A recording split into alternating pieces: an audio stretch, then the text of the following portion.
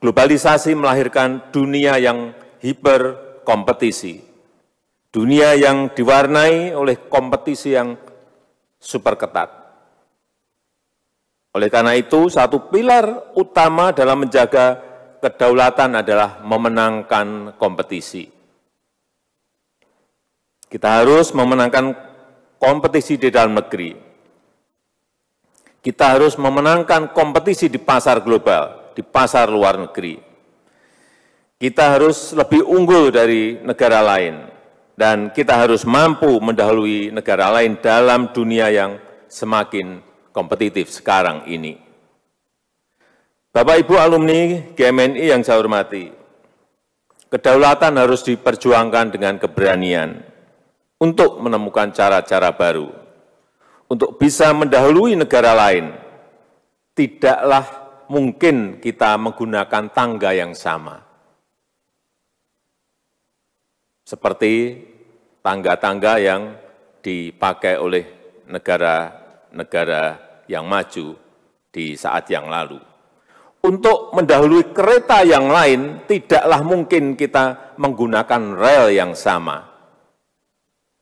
Untuk mendahului negara yang lain, tidaklah mungkin kita menggunakan cara-cara yang sama. Kita harus menemukan cara-cara baru, mencari rel baru. Kita tidak boleh melalui anak tangga yang dulu dilalui negara maju. Kalau itu kita lakukan, kita tidak mungkin bisa mendahuluinya. Ini pasti. Oleh karena itu, kita tidak cukup hanya naik tangga. Kita harus melompat. Kalau tidak melompat, ya jangan berharap kita bisa mendahului negara-negara lain yang sudah lebih maju dari kita. Kita harus melakukan lompatan kemajuan. Kita harus berwatak trendsetter, bukan watak follower. Oleh karena itu, kedaulatan harus diperjuangkan dengan inovasi, harus diperjuangkan dengan penguasaan ilmu, pengetahuan, dan teknologi.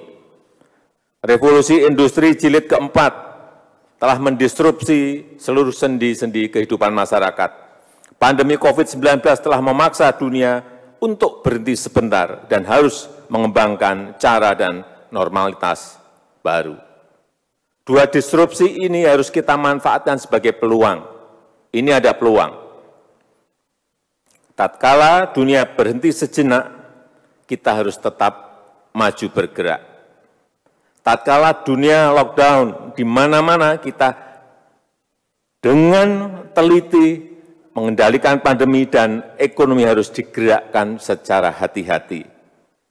Kita telah berhasil menjadi satu dari 5 negara di dunia yang berhasil mengendalikan pandemi COVID pada level 1. Hal ini menunjukkan kemampuan bangsa kita dalam menghadapi tantangan, yaitu dengan gotong royong dan memanfaatkan tantangan itu sebagai peluang. Presidensi Indonesia di G20 yang baru saja kita mulai, harus kita manfaatkan juga ini sebagai momentum untuk menunjukkan kepemimpinan Indonesia di dunia internasional, kepemimpinan Indonesia untuk mewarnai arah dunia, dan kepemimpinan Indonesia untuk memperjuangkan kepentingan negara-negara berkembang. Perjuangan ini adalah seperti perjuangan Bung Karno ketika mendukung perjuangan negara-negara jajahan untuk memperoleh kemerdekaan. Perjuangan ini seperti perjuangan Bung Karno dalam memimpin negara-negara Asia Afrika. Sekarang ini kita memimpin negara-negara terkaya dunia untuk membangun dunia yang lebih baik, yang lebih berkeadilan bagi kita semua, bagi masa depan dunia.